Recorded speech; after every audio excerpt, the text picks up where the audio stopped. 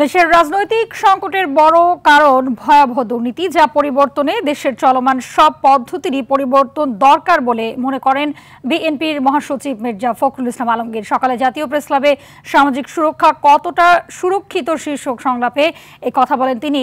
এ সময় তিনি বলেন, বিচ্ছিন্নভাবে জোড়াতালি দিয়ে কিছু করা যাবে না। দেশে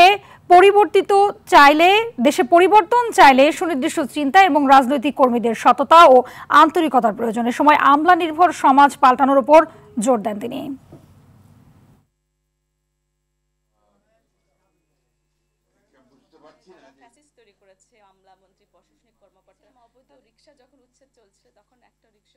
বিচ্ছিন্নভাবে কোনো কিছু করা যায় না এবং জোড়াতালি দিয়েও কোনো কিছু করা যায় না।